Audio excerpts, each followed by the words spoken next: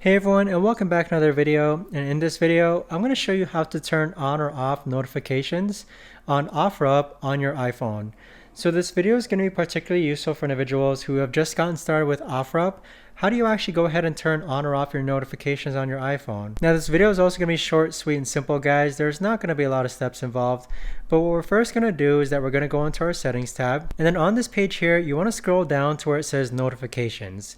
So notifications is located above sounds and haptics. Next, you're going to scroll down and you want to find your OfferUp app. So right now, these are all the list of apps that I have and listed in alphabetical order.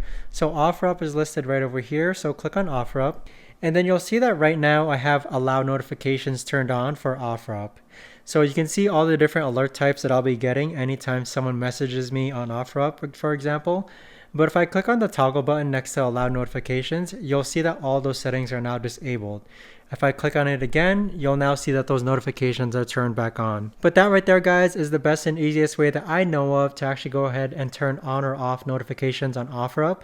If you guys know of a better or easier way to actually do this, let me know in the comments down below. I would love to know. Thanks so much for watching, everyone, and I'll see you guys all in the next video.